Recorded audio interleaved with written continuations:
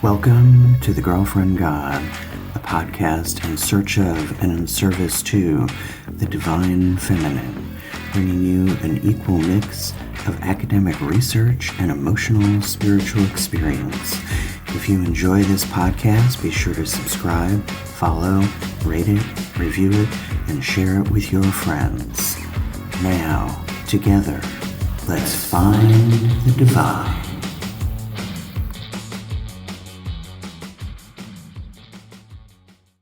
Welcome to episode 46 of The Girlfriend God, Healing the Soul with the Akashic Records with Dawn Marian.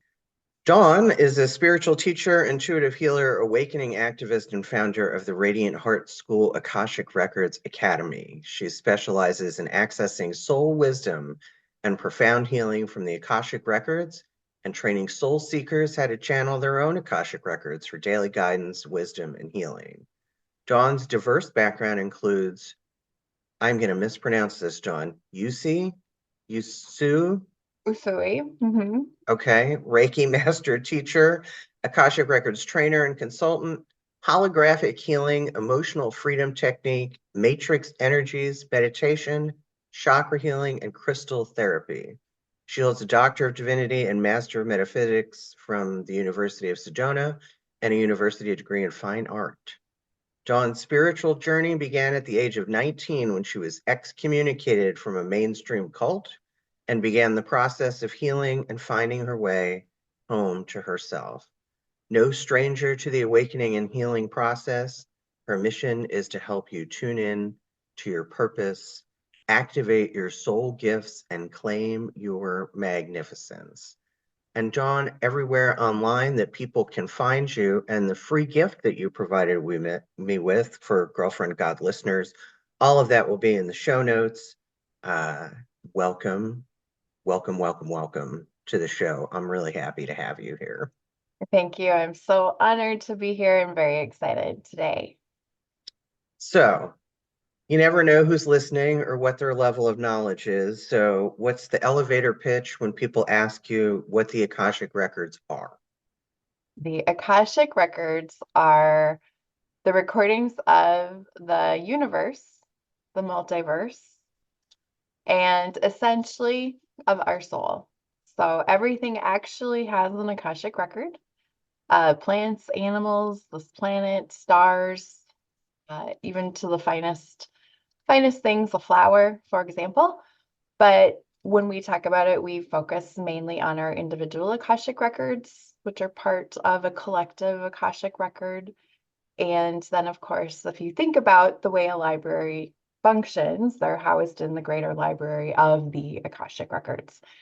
It is a holographic field, so it is multidimensional, and it contains all of the wisdom of the universe.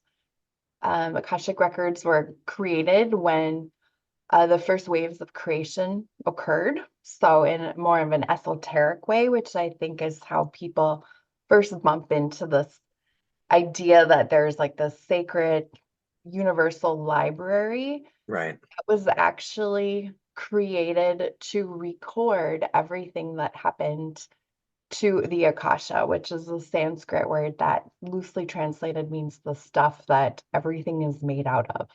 And we have in quantum physics, we have this idea of the Akashic field, which is this field of pure potential and possibility.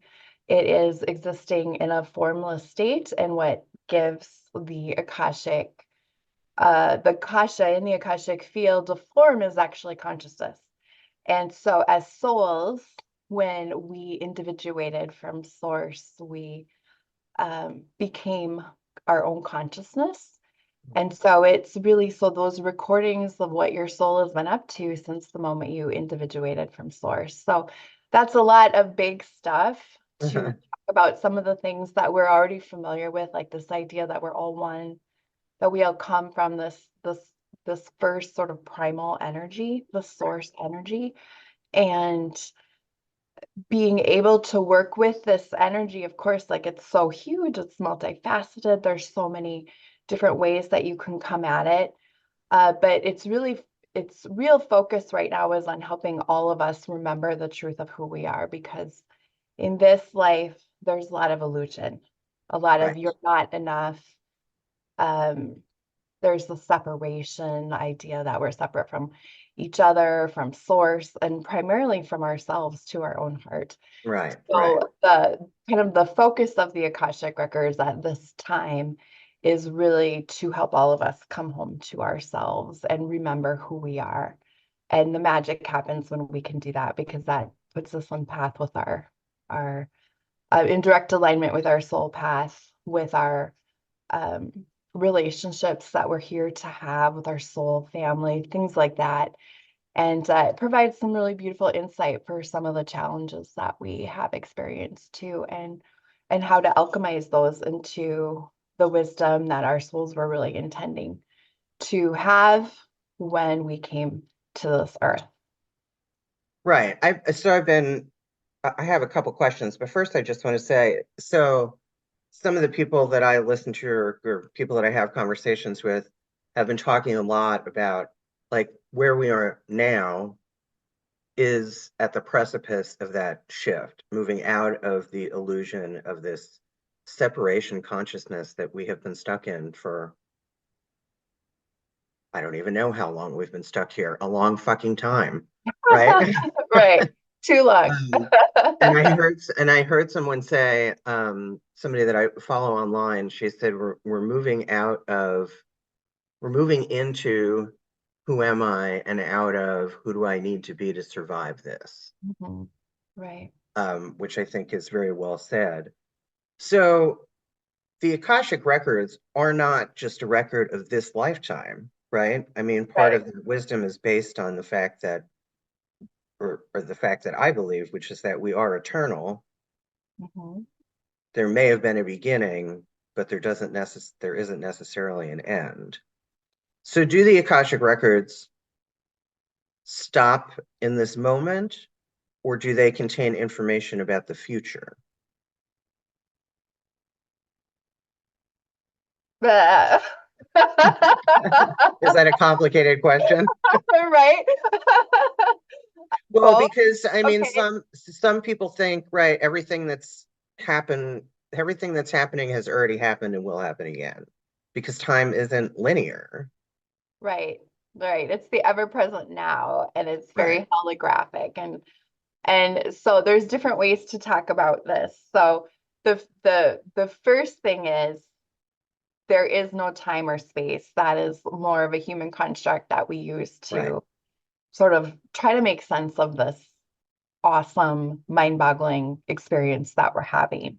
right, And in all of kind of understanding or trying to wrap your brain around what the Akashic records are opens up this amazing portal into some really profound healing and wisdom and insight, because it is true, we've had so many past lives. People are often amazed when I teach Akashic records, and people ask like how many lifetimes I've had. It's not uncommon for someone to receive, between 500 and 800 just on this planet. right, And if you think about all the other things, which is a really juicy question to me, I love this one. What has your soul been up to for millennia? Like right, right, what do you love? What do you continue to come back to as a theme? Or what are some of those lessons that you really dug into to master? And people have an idea, like with the Book of Life, which is another way to talk about the Akashic records, that everything is been scripted, like it's all there. And that can open up to kind of a real fatalist, powerless view of life, because it's like, well, what's the point if everything's already been scripted? But one of the key things about our experience as a soul is that we have free will. So in the Akashic records, when they're talking about the future, it is really sort of in the context of future potential and possibility, should things continue on this particular trajectory. Because in any given moment, we have a myriad of choices that we can take. Right. right? You can wake up in the morning and you can decide that, you're gonna shut your alarm clock off and stay in bed and be pissy, and you see if you have like a whole bunch of days of those, what that does to your life. And on the other side, maybe you just get up and you're saying, I'm so grateful I'm alive, I'm going to make the best of today. And there's this huge spectrum that we're always working with vibrationally, energetically, with our choices. So when they talk about the future, they tend to give you like the kind of the high scenario, and then like, oh, but if you're maybe not where you need to be, like this is where this is going to go, right? So that you have enough information in that moment to make a choice about what you want to do next. So it's Right. actually really, really rare in the Akashic Records that they tell you what to do. Right. It's like they want to give you all of the pieces of the puzzle so that you can step into your power and make a choice for yourself. Right. There are some things that are a little more scripted than others, if you will, and that opens up that concept of contracts. Like we have contracts with other souls, like to be their mother or perhaps to be in a relationship, but still within all of that, there is free will. So the Akashic record keepers have talked about contracts to think of them as sort of like agreements.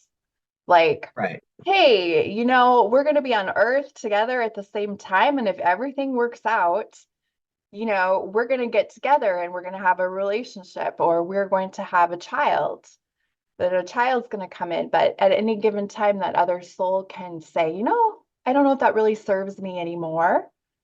And this is a dicey one that will come up in a lot of readings sometimes, is because people will have a sense like I have a contract with this other person and like they're not showing up or they're afraid.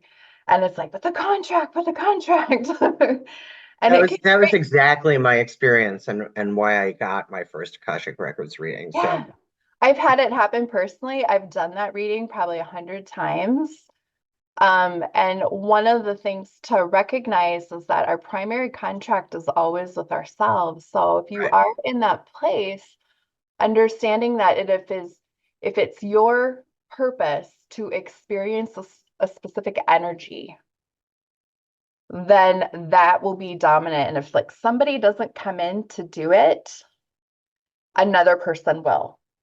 Right? Like if it's your purpose to experience what it's like to be unconditionally loved in a romantic relationship, and the individual who said, yes, I will do that, does not do it. If you stay open to that energy, another soul who can do it will say yes and step in. Right. Right. And so we never really ever lose, because again, it's like we have forever to figure all this out, right? Because we're eternal beings. And so we're really working with energy more than people, but that also opens up all of the karma, the conversations around karma too. Right. Right. I feel like people often have a misunderstanding of what karma actually is because, like, I talk about burning off karmic debt, not necessarily from this lifetime. That's the piece that people miss. People think karma is all about, well, that person fucked me over, so in the future they're going to get fucked over. You know what I mean? Right. The Yeah. mentality is all about people get what's coming to them. And I don't think karma is like that at all. I don't think Yeah. that's what it means. I think if you read about like the Buddhist concepts of karma, and yeah, it's a totally different, much larger, and perhaps more abstract than I think people realize when people kind of toss that word around, and I get a little irritated. Yeah. I don't like it when people misuse concepts, Yeah. The record but they keepers, don't know. I they mean, don't. they just They don't know. don't. And then things catch, fire, like karma's a bitch, and then here we go, right? Like then it's on TikTok, Right, right. and it's this big idea. And I think for me, like just as we're talking about the frustration points, like this whole like twin flame thing Mm. that is so hot right now. And people are like, I think they're my twin flame. And it's like, it is so incredibly rare for twin flames to incarnate at the same time on the planet. Usually they are always, one is Earth, on Earth, and another is elsewhere. Right, And what they're calling a twin flame is really a soulmate type relationship that right. Which isn't necessarily always a good thing. soulmates are not always good things. I Like know. I they're know. there to help you learn, but they're not always joyful and pleasant. They can be your most challenging situations. Right, right. Um, so yes, yes So, to that. Record keepers kind of talk about think of karma as unfinished loops. They're right, just energies that have been like you've sort of wanted to have an experience and didn't quite have the learning that you wanted. So you come back again to finish that loop of learning. And sometimes that karma can be with another person, like in the case of a betrayal, or a lot of times you'll see it where a soul has been really disempowered, or they've given all their energy to someone else who's hmm had dominion over them. So they come back in another life to actually reclaim their power and pull the energy out of that situation. right, That would be karma with an individual, but even within that, the karma is always primarily with yourself. Like you are the common denominator, right, which means that when we can heal something, because it's all holographic and very multidimensional, this life is really an end to all the lifetimes. And that's why the healing of the Akashic Records is so powerful, because obviously if you're working through like a power issue, this is not the first time. right, But this life has all of the information you need to heal it. So if we're just looking at like our family of origin, perhaps the romantic relationship, it's kind of like you can go through the back door a little bit, and that healing will spread out to all the other lifetimes who have the same pattern. right, So you can heal at a really deep soul level, which is so amazing when we can do that. right. So I myself am a past life regression hypnotist, and I feel like there's a lot of crossover between the kind of information you can glean, how you can use it, especially to heal and gain insight about just like what, what who you are and what makes you tick and what your shortcomings are as well. People rarely want to know what their shortcomings are, but I do, right? I mean, if you're going to grow, Right, you got to right, have those. right. So, do you have any experience with past life regression? And do you feel that those two avenues of discovery are similar? Yeah, I have had a past life regression, and it was such a kick because I totally agree that information that is stored in the soul's subconscious is amazing. And what I loved about it so much was it came through such a different way than Mhm. how I would receive it through the Akashic Records. Because one Right, thing about the Akashic Records is when you learn how to do it, you are learning how to channel a conversation with your Akashic Record masters and teachers, which are like those soul guides that specifically work with you throughout lifetime. So there's a conversation aspect to it. When you're in a past life regression, it's something that I would describe like a cellular memory, sort of like rises up through you. And right, so the texture of that experience is very different. right, And so for me, when I had my past life regression, it was really interesting because I think having that experience actually made me a better Akashic Records reader, right, because there was some different um like energetic textures and just the ways that it came through me. And so then what started happening is sometimes I would be in my records and I would have more of those like spontaneous memories versus like being told something was happening. right. But I think it's super valid. And I love that book. What is that book? That doctor, that therapist or psychologist who wrote that one book that opened up everyone's mind to many souls, many lives. Right. Dr. Brian Weiss. And I can't think of his name. I have it on my I bookshelf. Yeah, it was beautiful. And so I think again, like there's no one way to where we're all going, which is Right. remembering who we are and the magnificence of our soul. Um, I think it's really powerful. And I think having past life regression can be amazing when the person who's facilitating the session has a really deep understanding of those greater principles too, and can really like move into just the coming into completion with whatever is Right, right. wanting to be completed by the soul in that moment. Well, and because I mean, if you go with the theology and beliefs of people like Dolores Cannon, not all of your past lives, number one, not all of them are here, and not all of them are human. Oh yeah. That's where it gets really juicy. Right. I just did that with my advanced class last week, and we went into some galactic energy. It was the first time Yeah, that they've done that, and but you know, it's still all connected, right? it We're is. It still is. And picking up themes that started in other places, spaces. right. Um, And I feel like, as a collective, we are becoming more and more open to these ideas where 20 years ago it would be like, oh, that's just woo woo spirituality and it doesn't. But the more people are opening up, the more experiences they're having and the more they open up. right. Like, just as an example, in another arena, right? Like recently we had all these, these government hearings about the UFOs and about the aliens. If you told us that 20 years ago, people would have flipped the fuck out. Today, we're like, yeah, aliens, we kind of figured that. You know what I mean? And just went on with our day. Right. In just a couple decades, that paradigm shift in our belief system allowed us to, acknowledge that that was not just the crazy person with the tin foil hat. You know what I mean? Like, this is a real thing and a real possibility. And now we have evidence. And people were like, we're too busy. We don't have time for the aliens right now. you know?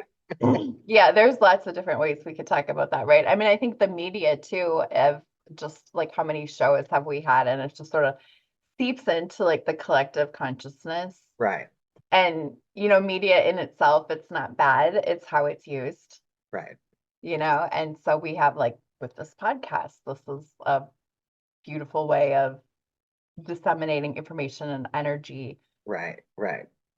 Um, so a couple questions came to mind. One, well, I guess given what you do you have to have a guide or can you do it yourself? I've done it both ways. That's why I asked the question. When you say guide, what do you mean? I mean, like have somebody like you, uh, Like take a class, learn how to do it? yeah, take a class, learn how to do it, have a guide. Like that's how I did it. I went Yeah. to a guide. She Mhm. took me through a guided meditation, and then she told me kind of like it was for me, it was a similar experience to being with a medium, right? Like she was just channeling Right. information from my guide. Does everybody have their own personal library clerk? More than one. More than one. Okay. Yeah. Yeah. So is So it is I guess the question is, can anybody do it and why would we pay somebody else to do it for us? yeah, yeah, absolutely. So it's our divine birthright to know the truth of who we are. There was a time on this planet when you would come in and you would have a full memory of all of your lifetimes. And as the planet sort of fell into more separation type energy, there were veils that were put over the planet. And so when we come in, we forget essentially everything. And that's the game, right? Can you remember? That's where we get our biggest growth. Right. So it is available to everyone. It's not necessarily something that everyone is gravitating towards. So there's different levels with it. So the Right. basic truths of the Akashic Records, you are love, you are a divine being, you're a creator, all of that is for everyone all the time. And the way into that energy, again, it's very there's different places with it. So sometimes Reiki healers, for example, because they're working with a symbol called Honsha Shonen, which opens up the gateway to the Akashic Records, can vibe into this really amazing, beautiful, unconditional love state, which is the Akashic Records. And I've had a lot of people come through and be like, I got there more than once, but then I knew where I was, but then I didn't know what to do. Like I Right. didn't know how to start working with the energy that was there. So that's one way. Sometimes you can meditate in if you Right. can move your vibration in a particular way, Right. but it's not always at will. So there is the technique that I teach, that other Akashic Records teach, which is a sacred prayer, which works as a vibrational key that opens up the Akashic Records. So it's actually words channeled from the Akashic Records to go into the Akashic Records that open up the energy. And there's a process with that. And a lot of teachers who have written books have their sacred prayers in their books. And you can read all about it and they will teach you how to do it in the book. That's another viable way. What I've noticed is people still come to class and they say, I read the book and I felt something, but I didn't know, was it really happening? Right. And so there is that value to having someone who really embodies the energy, who can show you how to do it, who can give you that, like, yep, that's, keep going, and you have that confidence level. Right. Because usually more than anything, I think it's the confidence part that kind of throws people off of the connection. Like, am I doing it right? What's Right. happening? And if you don't really have a little bit of a roadmap, that can be kind of tricky. And there is a difference too between a soul who has a contract to work with their Akashic records for deep healing. So like that, Mhm. developing the relationship with those masters and teachers is really part of their path versus someone who's maybe just meant to work with that energy more of just like a channeling it like in a hands-on type of session. Mhm. So we all have these different ways, different needs. It's not a one size fit all. So Right. one thing that I do notice is that people who are meant to work with the Akashic Records more deeply for their own personal transformation and learn how to channel their masters and teachers, when they hear about it or they hear just that word Akashic Records, it's like, what is that? Mhm. I need that. And that goes back to some of that really neat stuff around how we have agreements to work with certain teachers, for example, or we plan that I'm going to learn how to do this at some point and I'm going to heal all this stuff. So I think it's really about just trusting what you are gravitating towards, Right. right? And if you like try a meditation or something and it's really nice, but you still want more, then maybe the next step is something else, right? Right. So Right. you get to where you need to be. Yeah. I mean, I find that people that do this kind of work, um, we're we're seeking either an answer to a question or often relief from pain. Pain is the touchstone of pure spiritual growth. You know what I Right. mean? That's what sent me into an Akashic Records reader. And from there is where I decided to become a past life regression hypnotist so that I could A, hypnotize myself, do self-hypnosis, which is possible. Um, and I think that all of these things require that, right? That's why I tell everybody, I'm like, you've been hearing about meditation your whole life. Just do it. Just Right. do it for 15, 20 minutes in the morning. That's it. Get up 15, 20 minutes earlier. You know what I mean? Find a Right. quiet space. It's not, I know people's lives are chaotic, but it's so worth it. But it is a diligent practice. Um, because being able to meditate raises your vibration. And if you can do that, then you are that much more easily hypnotized. You are that much more easily able to access, beta, theta, delta waves in your brain. And I'm just a huge advocate for meditation. And it's not always going to work. You know what I mean? I give up. If I can't get in the zone in 15 minutes, I stop. I'll try again tomorrow or later because if to continue after 15 minutes, then I'm just struggling with myself. You know what I mean? And it's a battle Right. that nobody's going to win, not me or me. Right. I mean, so I just give up and accept that I just can't always. Sometimes I wake up and my brain is like, oh, I'm so happy that you're awake. We have so much to talk about. You know what I mean? And I can't. And then I've given it some momentum and I just can't. I just can't. But most days I can. Yeah.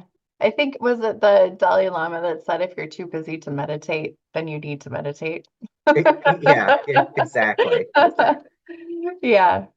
So how can people, one of the things that we talked about initially when we scheduled this was how people can use the Akashic records in their spiritual growth, because so many people are searching for meaning. And it's one thing to move from separation consciousness into self-consciousness and self-awareness, but many of us, I think for the same reason, right, under this delusion that we are separate from one another, we are also seeking, or some of us are seeking, um, a god or a goddess or a deity, or I think that comes from feeling a sense of comfort, thinking something is in charge, right? Whatever that is, whether you call it, I have I have a belief which is it doesn't matter what you call it, whether you call it God or goddess or Jesus or Buddha or Allah, we're really all talking about the same thing. And that's Mhm. just our kind of Western obsession that has to give definition and labels to things. You know what I mean?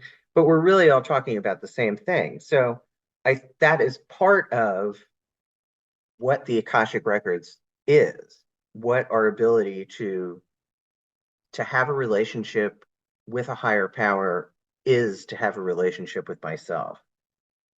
And vice versa, right? To have a relationship with me is to have a relationship with some higher power. And maybe it's just us. You know what I mean? I don't know. It doesn't matter. It doesn't, I don't care. I just have to believe in something. So Right. how can people access the Akashic records to help them in spiritual development, which I think is what a lot of people want. Yeah. There, I think of it like when you're in the Akashic Records, the first thing is a very heart-centered practice. And the hallmark of the Akashic Records is unconditional love, which includes neutrality, because unconditional love is very neutral. And so when we're looking at all the things our souls went up to, what we would consider good and bad, Mhm. right? It's all cloaked in this unconditional love that you're just having an experience, and that your divine nature is that you are pure, perfect, innocent love, always loved. And when you're in the Akashic Records, that is the dominant energy. That it's almost like I think about those pictures of the 60s of like the women sunbathing, and they'd have those mirrors out to like catch the sun on their face.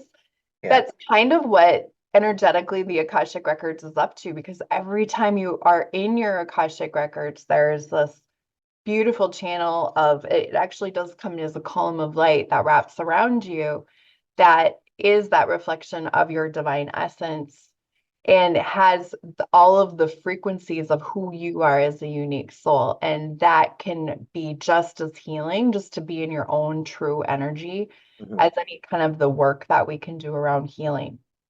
And it is a pathway, it is a direct pathway into your connection with yourself, which is the pathway into your connection with source. right. And if you want to, kind of branch off into like, what is my relationship with God? Or what is my relationship with this particular goddess, or any particular ascended master? You can explore that in your Akashic records, Right. but it will always bring you home to yourself and to your heart and to your Right. divine innocence. And that's what I love about it, is because it's like so big that it holds everything, and you can't, there's like no like, oh, I've reached the end of my discovery about who I am. Right, Like, right, it never ends. And usually what happens, like you said, yeah, people don't come to visit me because they're doing great. They right, come, right, they want some guidance. right, And your personal work that you can develop when you have a routine of going into the records and continuing to explore and heal and grow, is, at some point we usually get to a place where the family of origin, the wounding, the trauma is stabilized and healed, so that we get to ask fun questions about right, past right. lives and the goddess, and and bring more of that energy through, which is actually really important for the awakening of our planet too, because there's so much divine mystery and truth and sacred wisdom teachings that seemingly have been lost. And Right. when we work in the Akashic Records and we're able to access that information and it becomes activated in our bodies, our souls remember it. It's sending a very strong energy out into the planet that can also help the planet return to higher levels of expression. Right. I had another question, but it has faded away. So I guess I guess it wasn't that important. So I mean, I feel like the relationships we have, regardless of their nature, romantic relationships, familial relationships, platonic relationships, those really are the core of our lives, and our lives are about those relationships with other people and the collective, but you know, the people close to me are more immediate. And what I found in doing work in the Akashic Records, combined with past life regression after that, I had to unravel these very kind of earthly personal relationships in order to develop spiritually. Does that make sense? Like, so what sent me to the Akashic Records initially was a brief, very intense relationship that I had that lasted about 9 months that almost killed me. I mean, I mean, it was a breakup essentially. I'm married, but this was an emotional affair which I'd never had before and hopefully will not repeat. But this relationship, I mean, it was so all-consuming and gave me feelings I'd never felt about anybody before, ever. And what I discovered, number one, that was the soul contract, right? That conflict was always going to be there. And then when I started to do past life regression, this woman appeared in 3 different past lives. And one, she was my sister who got married off to a man in some distant tribe or whatever, and we were very close, and I was devastated that she was leaving. In another, she was, I was male in this past life, and she was my wife, and she died, like got thrown from a fucking horse or something, some horrible accident. And in another one, uh, I was male and she was my wife, and she died from some kind of illness. So the message that I kept getting when I would return to the Akashic Records was, yes, this woman's going to appear over and over and over again. But no matter what the circumstances are, she will always leave you. Fast forward another, you know, year or two after processing all of that and the lessons that I learned around that relationship, what I discovered as I moved forward into the goddess spirituality that I have now was that relationship was so necessary. One, because it opened me up to feelings I'd never had before that I wanted to have again. It also opened me up to feelings I'd never had before that I never want to have again. But, you know, if we focus on the positive, and I know today beyond the shadow of a doubt that I needed to be broken. I needed to have a chasm break in me that was so wide that only a goddess could fill that space. That was its purpose. And since I learned that, the moment I put that together, I was free. I was free because I had tried to break that soul contract on my own. I had, you know, I did cord cutting ceremonies and, you know, went to a shaman and, you know what I mean? I tried everything and I could not let it go. Mhm. Even though she was already gone. You know, I just couldn't.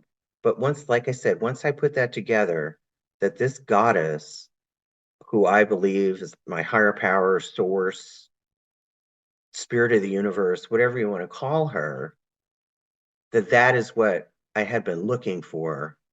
It showed up temporarily in a person, but it was so much more than that.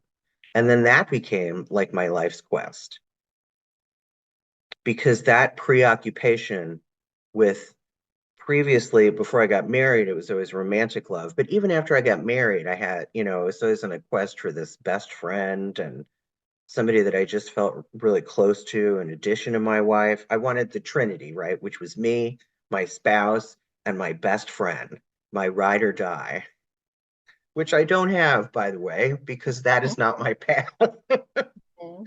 I mean, I do. My wife is my best friend. That's something else I discovered through this kind of work, that I didn't need to look for that anywhere else. I already have it.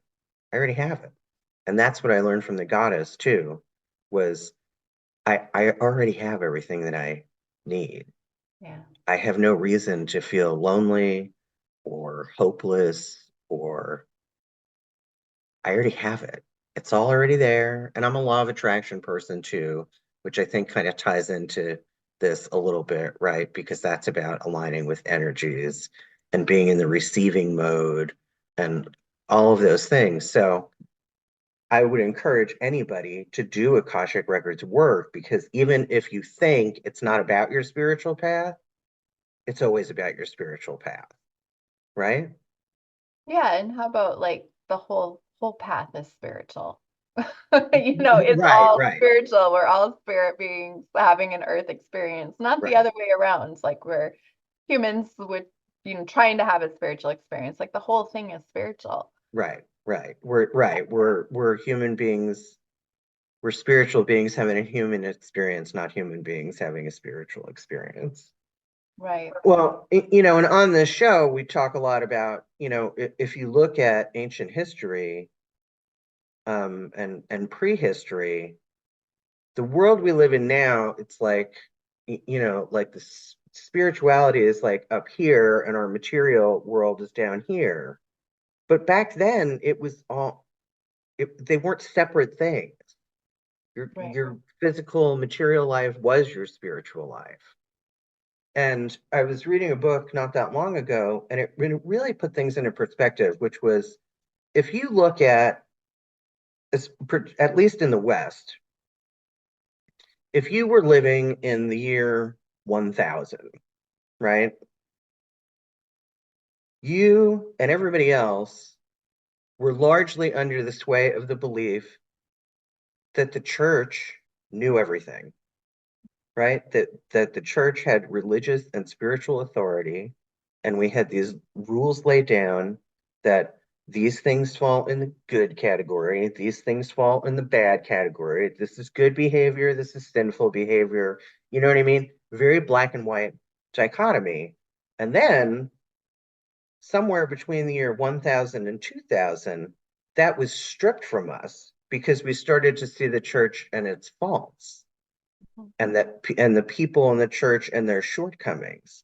So we kind of sent these explorers out into the world, because for 1,000 years we had, this is our belief system. And then all of a sudden we didn't have that. So we sent people out into the world, these explorers to the four corners of the world, to try and make sense of our existence, because we no longer had religious authority equating spiritual authority. And now it felt like we were out here on our own. And that is the journey that we've been on for the last 1,000 years. So now, because everything that's happening has already happened and will happen again, now we're coming back around to oh, there's more. There's more than the physical realm. There's more than, and getting comfortable with we're never going to understand it all. Not in our limited human capacity. So we might as well try and be spiritually fit while we're having this human experience, because it makes life easier. Right? Because when we sent all those explorers out, they came back and said, yeah, we don't know. We don't know. We don't know how it all works. We don't know what the origin point is. We don't know Right. what the stars are all about. We don't know.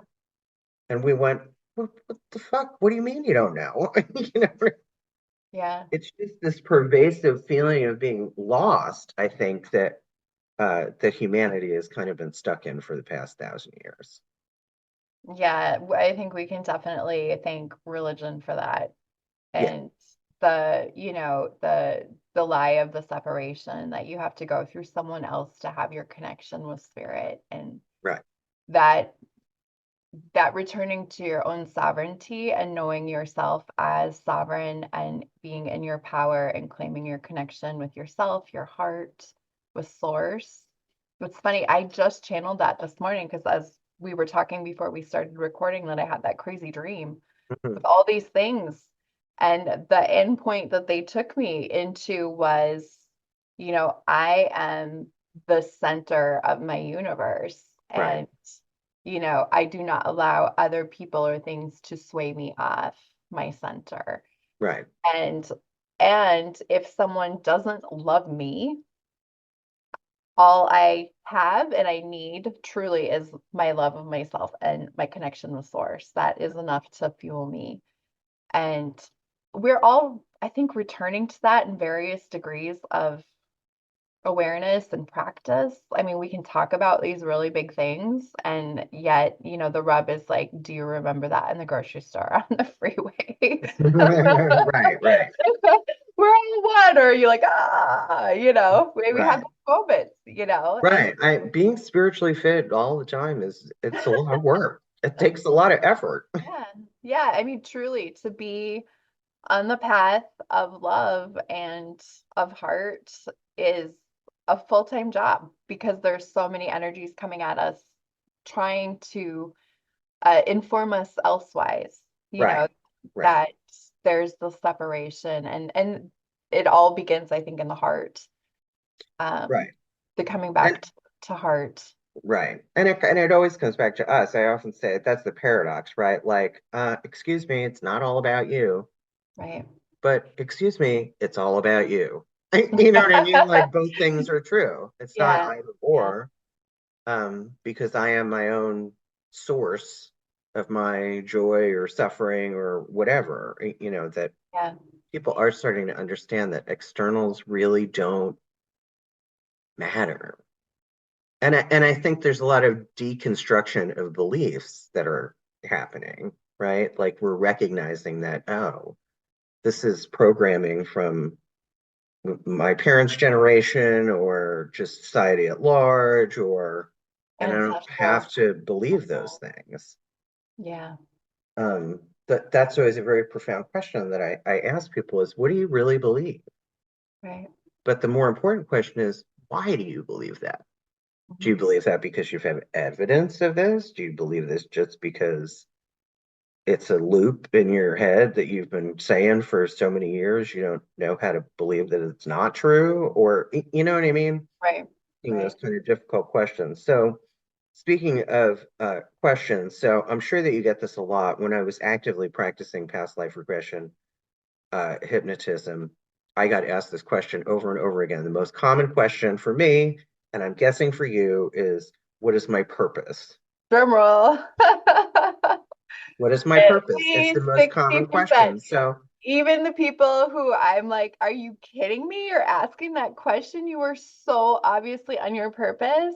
right. It's nuts.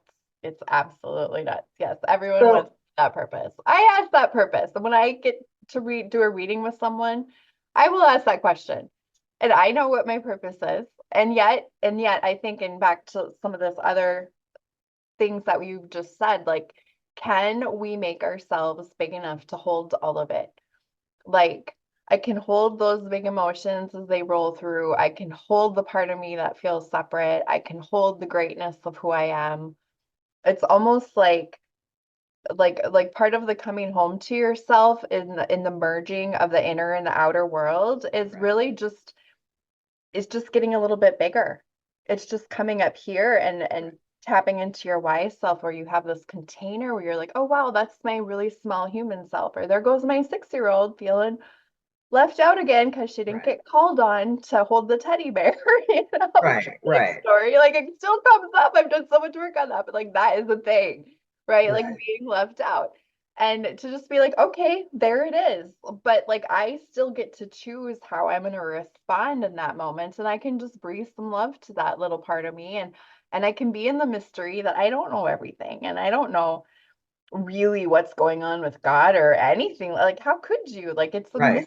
mystery. Can we just be in that really joyful space of, well, then what I need to know can come in. Like, I can invite that in. It can inform me. It can guide me forward because you have some humility and space to Right. receive. Because I do believe that there is an order, there is a divine unfolding, and the more we just let go and kind of step into the flow and just the grace of all of it, the Right. more those energies can come forward and start to really help us. Because we weren't meant to come here and suffer. It's part of our growth, but Right. we weren't meant to suffer our entire lives. We're meant to be the heroes of these great journeys and grow our souls and clear off some karma and help the world awaken and do our purpose and all the things. Like there's a bigger picture at play, and if we can Right. just relax into like there is a bigger picture and I don't know what it is, but it's okay because I'm guided. Like I think things start to open up more that way too, where those like synchronicities or things that we would say were miracles, like Right. that's really actually like how it's meant to work, you know. Right. Right. But we're Well, so and that. I think that 9 times out of 10, when people ask that question and they say, "What's my purpose?" My first answer is always, "Your purpose is just to be. Yeah. Just be you. That's The it." the record Right? keepers would Because say when it. people ask that question, what they're usually asking is, "What can I do for a living that's going to make me enough money and I'm reasonably content?" Or what do I need to do in humanitarian efforts? How much of myself do I need to give or be of service? But all those questions have the same root question, which is how do I feel fulfilled? Right? How do I not feel the way that I feel? That's what most people want to know. And the answer to that isn't about what you do for a living or what you're giving or not giving. It's not about, renouncing all your belongings and running to the monastery. It's not, you know what I mean? Your path is your path, and your purpose is to be on your path. That's it. Mhm. Right? I mean, we may have callings or whatever, but I don't know. I think my beliefs about having a specific purpose have changed over the last couple years. Right? Yeah, after, doing who knows, probably thousands of readings at this point. Right. Um, Well, because that's I some of would, that old programming, right? That we are yeah. what we do. I mean, I had to go on disability and I can't work anymore. And I thought I was somebody that was evolved enough that that wasn't going to bother me. But you know what? So much of my identity was tied up in what I did for a living and how much money I made. And I Yeah. thought I wasn't that person, but I was. I was until on my path, source saw fit to say, you know what? We're going to take that away from you so you learn how to just be with yourself. Mhm. Yeah. It's remarkable. I think the record keepers always say your purpose is to know that you are a creator and to know that you are love. That is kind of headlining this Right, whole business of incarnating and doing lifetimes, and the growth are those two things. And our our experience of that is what helps the universe continue to expand. right, And within that, I will say though, for those people who are like, no, that can't just be that I just get to be, and that's the only thing to like, you know, is that souls do like to work with particular archetypes. So we right, have like the healer, the leader, the teacher, the nurturer. Like there are these big archetypes that you see stamped everywhere. They're in tarot cards, and then the goddesses, they're everywhere.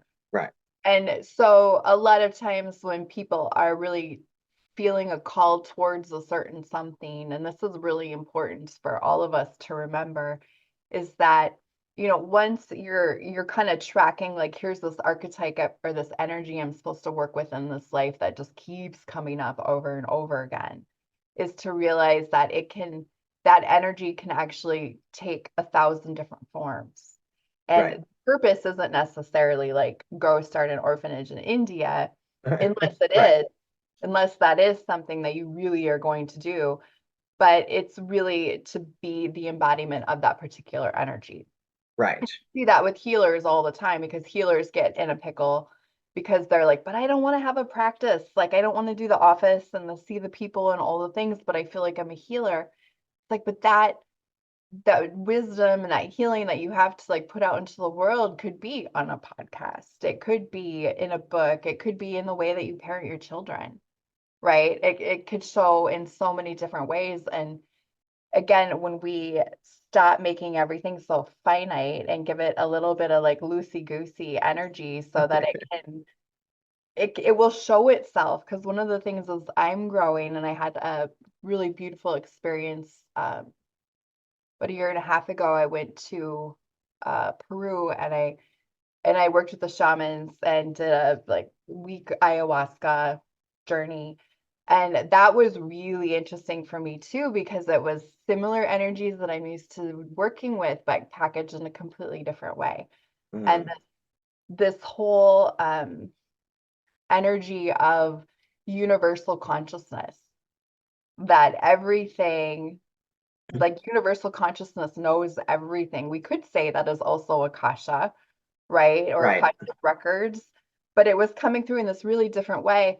And it was so beautiful because I really learned to just lean in and trust to the energy. Like the energy has all the information that you need all of the time, right, right? If you just open up to it. And I think if we maybe, let's say we, like I put myself in that, like we choose to focus on just developing that trust and that feeling of ease, which also opens up some work, right? Because so much of us are in that fight or flight syndrome. We're still like shedding trauma patterns and there's ancestral stuff moving through us. And right, so you really do have to cultivate trust, cultivate that sense of like source has got my back and I can trust myself and my heart, right? Because that's all been just taken away from us.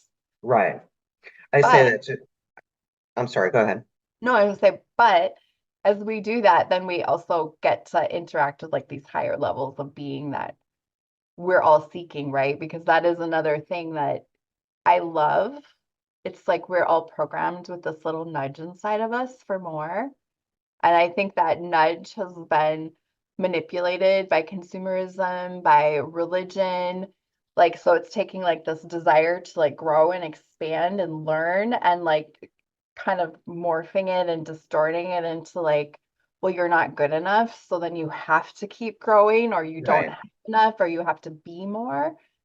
But really it's a very divinely placed mechanism in us that wants to keep, we want to fulfill ourselves. We want to become not only self-aware but embodied, right? We need to self-actualize. That's really what that nudge is when it's like working properly and we're like just paying attention to it and the flow with it. right, And it's all here to help us. The records are one slice of a great big pie of right, support. right, right, right. It's It's like, like, you can pick you pick what you gravitate towards. right, It's right. all It's there, because it's different for everybody. right? It is. It's different for everybody. Everybody's spiritual path is unique, I think, because everybody's Akashic records are unique.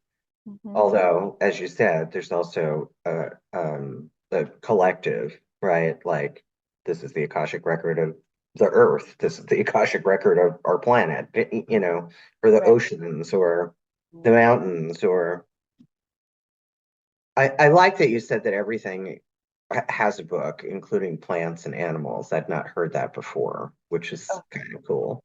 it's so beautiful. Like, and there's so many things that, as a teacher, as a reader, as a person, a student of the Akashic Records myself, I don't have time normally to like open up the records of a sunflower, you know. Right, But when I do, or to open up a record of a crystal or, a body of water, it is so insanely beautiful and profound to be in that energy. Because one of the things about the natural elements like that is that they don't have egos, Right. right? They just are. And the messages that you can channel from them are really, really beautiful. Yeah, All right. beautiful, beautiful work. Well, I don't think I have any other questions other than the three questions that I ask all the guests. Is there anything that we didn't cover that you want to make sure people know about? I could talk about this all day. I get it. I But get I would that. I would say that if you are sitting here listening to this, I had my first teacher would always say like Akashic records aren't everyone's cup of tea. And Right. and I'd be like, "Oh my God, how like this is so amazing," right? But as with time I've learned I really do understand that. And I would say if you are kind of a little bit on the edge of your seat and you're like, "Whoa, there's something here."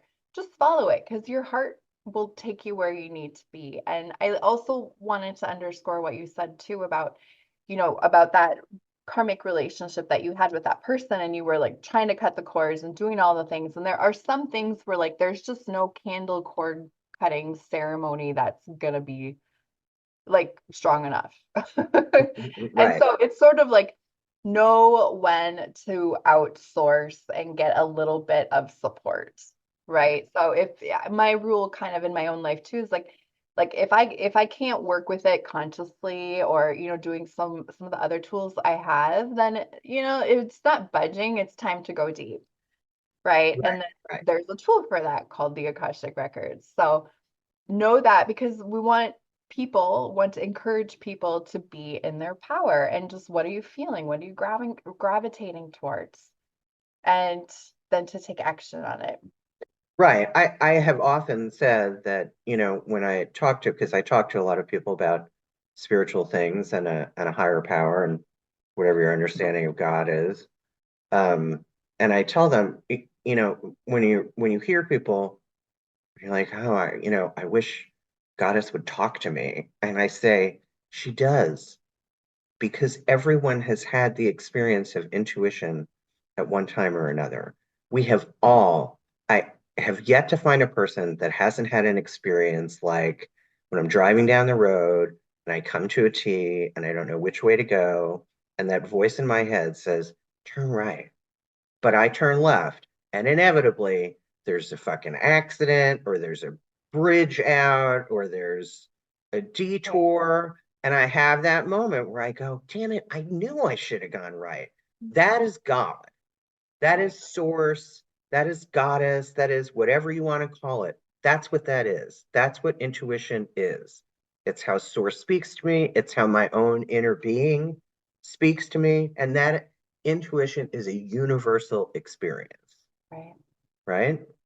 I think that's one thing that a lot of people early on in the path get really kind of fuddled up by is this idea that I'm connecting with spirit and it's gonna be like Moses and the burning bush. Right, right, Or like the goddess is going to appear to me like, because people write about their experience, their mystical experiences. And so then we right, think like this is how it happens, but the truth is spirit often whispers. right, And to your meditation comment, creating spaces and times where we go into the silence. And if it's too much to meditate, like just forget about that word. Can you just sit and be quiet with your hands on your heart for 10 minutes? Like even right, that will open up some really beautiful energy because that helps us hear those whispers of spirit. And right, then it's just like once you get used to what they sound like, you can turn the dial up where you start to notice it a little bit more. And then right, it does become really clear, like, oh, I need to do this. Like right, it's just all part of that flow of like returning into your own center. right, right. Okay. So have you listened to the show? Do you know what the three questions are? Did you prepare in advance? I did listen to several episodes, but I don't think I ever got to the very end of one. So full disclosure, you'll have to just pop them on me. Okay. What are the three questions? So it's fun. I'm This is dying. the fun part. It's gonna be fun. So tell me something about yourself that people who know you would be surprised to learn. Um, how shy I am. Okay. Hmm. Yeah, I would not think that. Right.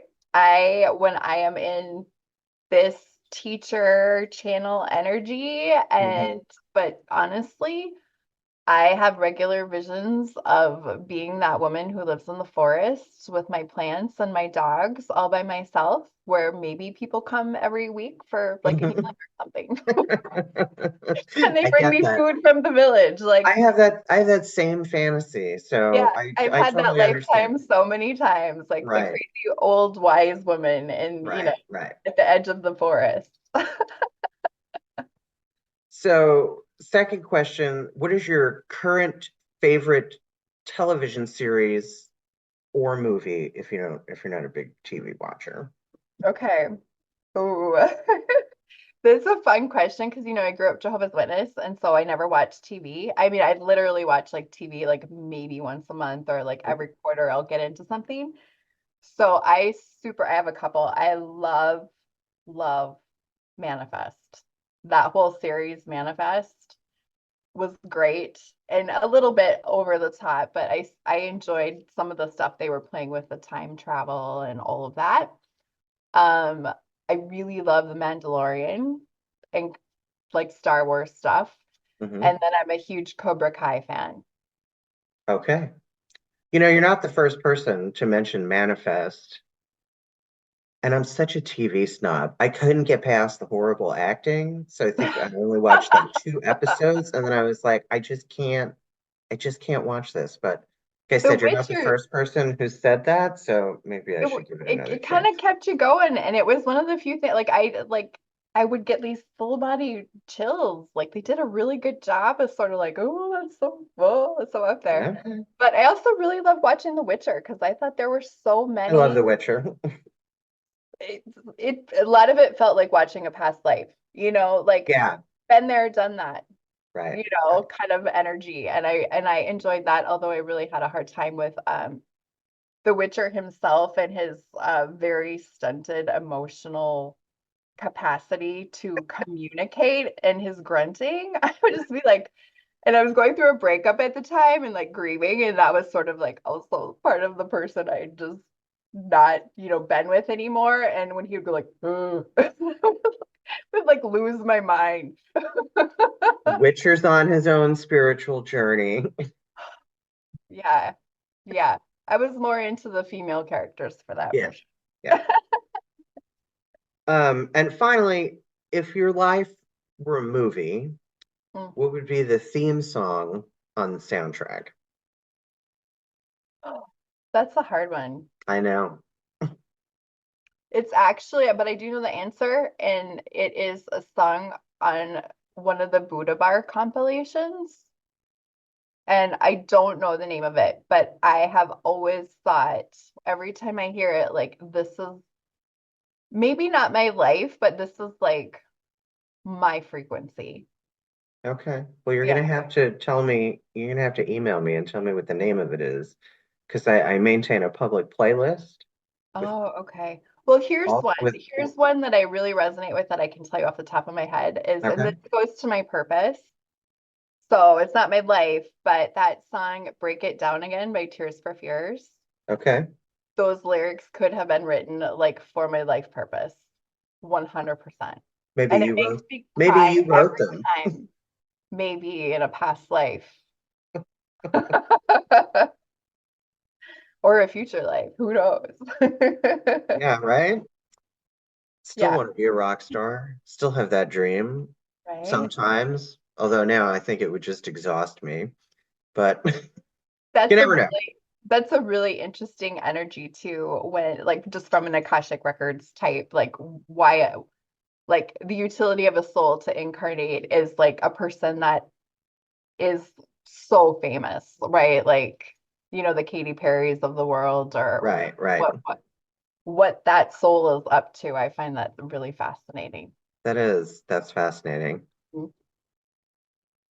Huh.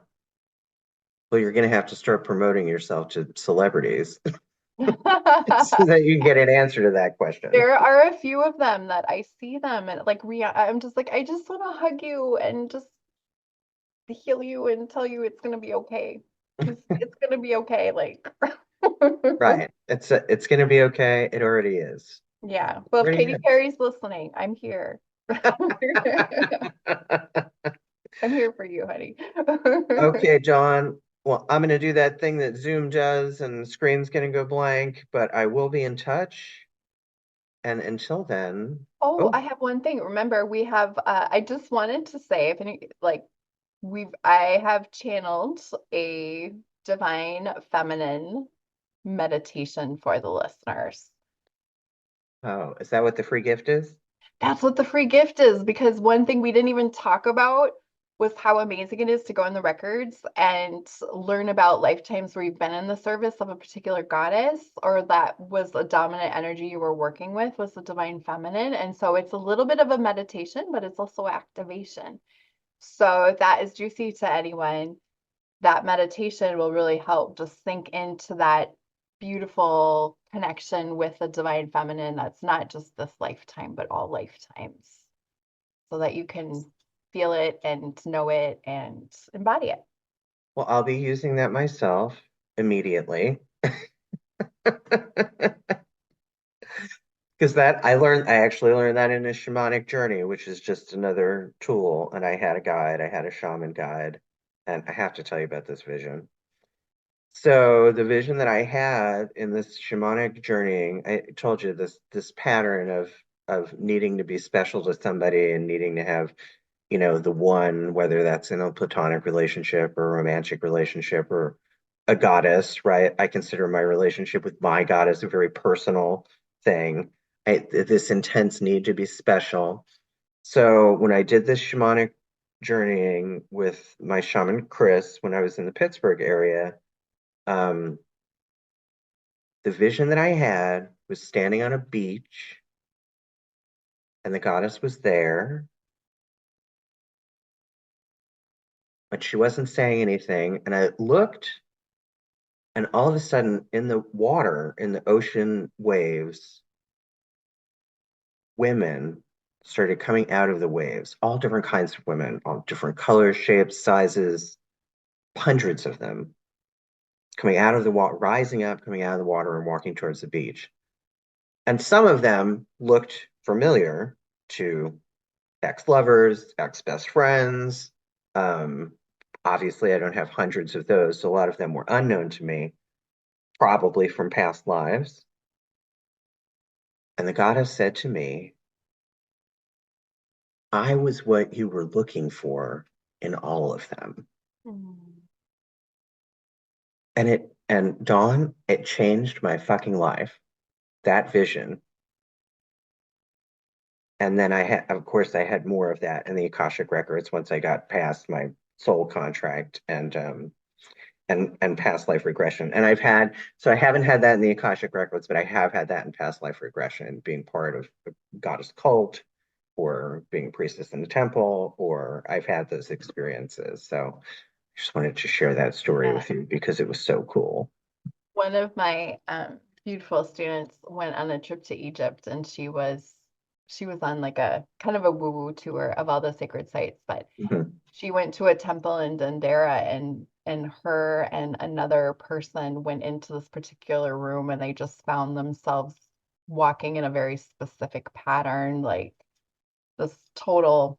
I get shivers just talking about it and just listening to you, because those are like the tangible experiences of there is so much more than just the daily grind. Right. We are so much more. And when we can tap into those energies, and that is the beauty of the records, is remembering all of you, right? Bringing it all in. So yes, I am very excited to share that with everyone, because everyone's going to have a different experience too. That's right. That's Yeah. right. Yeah. Thank you so much. We could talk Thank all you. day. Yeah, this Yeah, has we been could. amazing.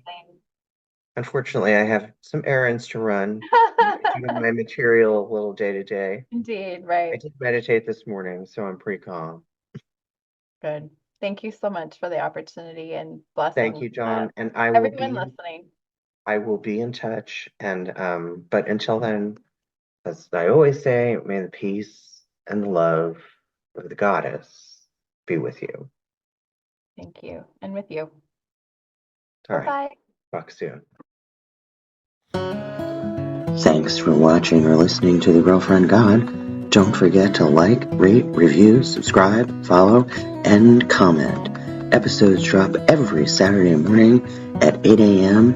and you can follow The Girlfriend God on social media on Instagram, TikTok, and Facebook.